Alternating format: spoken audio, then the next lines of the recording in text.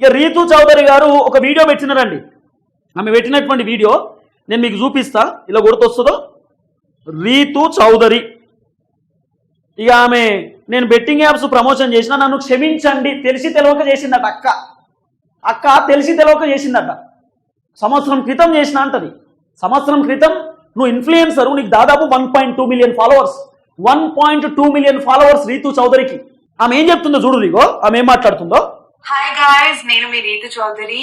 నేను ఈ వీడియో ఎందుకు చేస్తున్నాను అని అంటే, say no to betting apps. నేను ఒకప్పుడు almost like 1 year back or 1.5 year back recent గా అయితే నేను బెట్టింగ్ ని ప్రమోట్ చేయలేదు. బట్ అంతకుముందు నేను ప్రమోట్ చేసినవి ఈ మధ్య వైరల్ అవుతున్నాయి. అండ్ తెలుసో తెలియకో చేసిన తప్పుని మీరందరూ క్షమిస్తారని కోరుకుంటున్నాను. అండ్ ప్లీజ్ దయచేసి ఏ బెట్టింగ్ యాప్స్ ని మీరు నమ్మకండి, ఏ బెట్టింగ్ ప్రమోషన్స్ ని నమ్మకండి. ఏ సెలబ్రిటీస్ చేసినా కూడా, ఇన్ఫ్లుయెన్సర్స్ అండ్ యూట్యూబర్స్ చేసినవి కూడా ప్లీజ్ దయచేసి నమ్మకండి.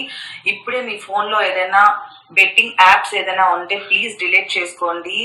ఈ అవేర్నెస్ అందరికి, మీకు తెలిసిన వాళ్ళకి కూడా ప్లీజ్ మీరు చేయాలమ్మా. ఇప్పుడు మీరు అవేర్నెస్ చేస్తే ఇప్పుడు వాళ్ళు అవేర్నెస్ అవుతారు. మీకు తెలియదా ముందు? మీకు తెలియదా అమ్మ ముందు? సంవత్సరం ముందు తెలియదా? బెట్టింగ్ యాప్స్ ప్రమోషన్ చేసి ₹1 రావు, మాకు బెనిఫిట్ తప్ప ప్రజలకు బెనిఫిట్ కాదు, ప్రజలను మేము మోసం చేస్తున్నాం, ప్రజలను మేము పిచ్చోళ్ళని చేస్తున్నామని మీకు తెలియదా అమ్మ ముందు? ఇప్పుడు నువ్వు చెప్తే వాళ్ళు డిలీట్ చేయాలన్నా, నువ్వు చెప్పాలి. ఇప్పుడు బయటకు వచ్చి నువ్వు మాట్లాడితే వాళ్ళు డిలీట్ చేస్తారు, అంతే కదమ్మా? ఇప్పుడు నన్ను క్షమించండి, తెలుసో తెలియకో తప్పు జరిగింది, మీరు క్షమిస్తారని అంటున్నావు కదా. నీ వల్ల నీ ఫ్యాన్స్ ఇన్ఫ్లుయెన్స్ అయ్యి ఎవరైనా బెట్టింగ్ యాప్స్లో పార్టిసిపేట్ అయ్యి ఆ బెట్టింగ్లో ఎవరైనా ఆడితే ఏమన్నా పైసలో గీసలో పోతే, కొంతమంది ప్రాణాలు కోల్పోతే, ఆ కోల్పోయిన ప్రాణాలను మనం తీసుకొస్తావా అమ్మా?